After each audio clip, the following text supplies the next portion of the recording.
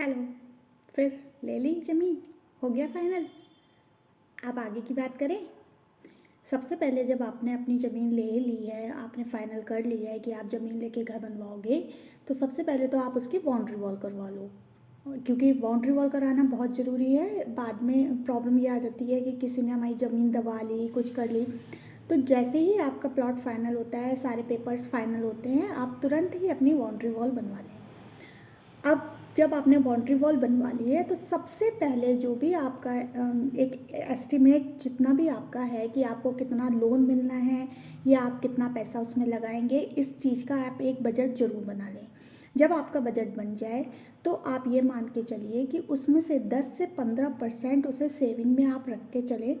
जैसे मानिए कि आपका 50 लाख का बजट है, तो उसमें से आप 10 लाख रुपए बचा के रखें। क्योंकि क्या होता है, अभी तो आप आज के रेट के अकॉर्डिंग अपना बजट बना लेते हैं या आप किसी से एस्टिमेट बनवा लेते हैं, पर बनते बनते जब टाइम बीत जाता है तो बीच बीच में क्या होता है, रेट्स बढ़ते हैं, रेट्स अप डाउन होते हैं, तो उससे आपकी कैलकुलेशन पे फ़र्क पड़ता है।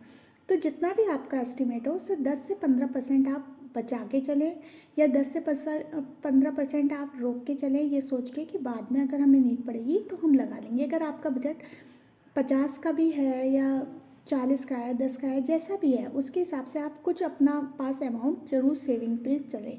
ऐसा ना सोचें कि मैं 50 लाख का घर बनवा रहा हूँ और मेरे पास अभी 40 लाख है और फिर मैं आगे कर लूँगा, क्योंकि कभी भी ऐसा नहीं होता कि जो भी आप बजट बनाओ उतने में कंप्लीट हो जाए आपका घर। हमेशा बजट से ऊपर ही जाता है घर। तो आप पहले से ही जब उसको रोक के चलोगे तो आपके पास जितनी सेविंग होगी आप उसमें अपना घर कंप्लीट कर लोगे। नहीं तो 80% लोग यही गलती करते हैं, घर तो बनवाने लगते हैं और उसके बाद क्या होता है ना, आप जब सिविल वर्क या स्ट्रक्चर करवाते हो तो आपका 20% ही खर्चा होता है। उस टाइम पे लोगों को लगता है अरे अभी तो बहुत पैसा है हमारे पास और अब तो हमारी लिंटर भी पड़ गया। पर लिंटर तक आपका समझिए कि 20% ही आपका खर्च होता है। 30% खर्चा क्या होता है, जब आप टाइल्स लगवाते हो, फिनिशिंग्स करवाते हो तब। और 50% खर्चा आपका इंटीरियर्स में होता है, जो सारी एक्सेसरीज़ होती हैं, टैप्स होते हैं या इंटीरियर्स के जो भी पॉइंट्स होते हैं उसमें 50% होता है। तो जो सबसे लास्ट में खर्च होता है वो सबसे ज़्यादा खर्च होता है और सबसे पहले वाला खर्च कम होता है। जब वो खर्चा कम होता है और आपका लिंटर पड़ जाता है तो आपको लगता है अभी तो मेरे पास बहुत पैसा बचा है और लिंटर पड़ गया मेरा। तो वहीं पे कहीं ना कहीं गलती हो जाती है और लोग फिर बाद में परेशान होते हैं कि वो अनफिनिश्ड घर में उनको रहना पड़ता है या घर कंप्लीट नहीं हो पाता। तो ये चीज़ आप पहले से ही सोच के चलेंगे तो आपका सपनों का घर बहुत अच्छा बनेगा।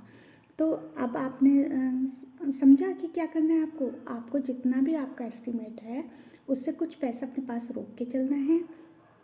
कंस्ट्रक्शन एरिया आप जितना कम करोगे उतना ही आपके पास अमाउंट का खर्चा कम होगा। जितना आप कंस्ट्रक्शन एरिया बढ़ाते जाओगे इंटीरियर्स में उतना ही पैसा ज़्यादा खर्च होता जाएगा, और जितना आपका कंस्ट्रक्शन एरिया होगा आपका मेंटेनेंस उतना ही ज़्यादा मांगेगा घर। ठीक है, तो ये चीज़ आप अगर याद रखोगे तो आपका सपनों का घर अच्छा ही बनेगा। Thank you.